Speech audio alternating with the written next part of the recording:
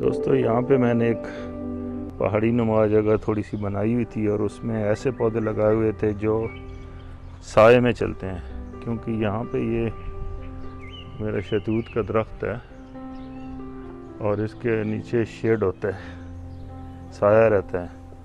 تو اس سائے میں پھر میں نے ایسے پلانٹ سلیکٹ کیے تھے جو چل جائیں گے، جیسے یہ دو ابھی بھی کھڑے ہیں. اس میں ربن گراس ہے اور سنیک پلانٹ ہے. تو یہ میرا دوبارہ دل ہے کہ میں اس کو آج کیسے بناتے ہیں وہ آپ کو بھی دکھاؤں. ری ارینج کریں گے. یہاں گیس کی کھدائی ہوئی تھی اور اس کے بعد آج دوبارہ ہم آہستہ آہستہ ریپیئر کر رہے ہیں. یہ اب مٹی ڈالی ہے اور تھوڑی سی شیپ دے کے پھر پتھر رکھنے شروع کریں گے، اور پتھر کے بعد تھوڑی بہت سیٹنگ کر کے پھر اندر پلانٹ لگائیں گے.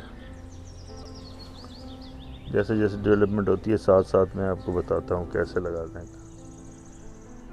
یہ ابھی مٹی ڈال کے دو ایک توڑے نا اس کو اونچا کیا تھا، اور اب اس میں کچھ سٹون ادھر ادھر لگائے ہیں. مٹی ابھی کم ہے تھوڑی سی، اس لیے سٹون زیادہ نظر آ رہے ہیں. بعد میں تھوڑی اور ڈالیں گے پلانٹ لگا کے نا، تو جہاں جہاں ضرورت ہوگی وہاں لگائیں گے. یہاں پہ زیادہ تر بہت کم دھوپ آتی ہے، صبح کے ٹائم آتی ہے، باقی ٹائم میں میرا یہ سامنے سینٹر میں لگایا ہے اور پیچھے ربن گراس لگا ہوا ہے. اب باقی پلانٹ جو ہیں یہ بیبی سن روز ہے، پتھر چٹ ہے، کورنڈا ہے، اور کچھ یہ نیلم ہے، کچھ مدر آف 1000 جو ہے وہ لگا رہا ہوں. تو اس طرح کی چیزیں لگا کے یہ اس کی خوبصورتی بڑھائیں گے انشاءاللہ. آہستہ آہستہ یہ جگہ کچھ شیپ لے رہی ہے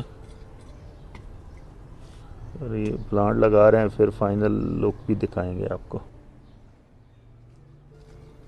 آہستہ آہستہ پلانٹ میں اضافہ ہو رہا ہے، لگائی جا رہے ہیں.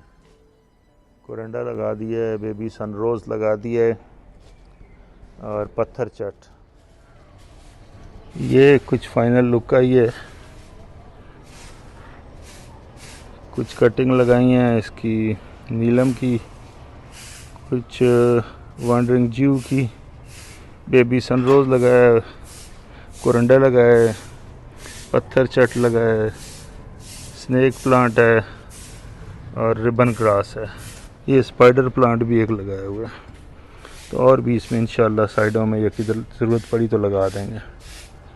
گرمی کے سیزن میں یہ یہاں پہ بہت سخت اراؤنڈ 50 ڈگری ٹمپریچر چلا جاتا ہے، تو یہاں پہ سائے میں شاید یہ بچ جائیں گے پلانٹ.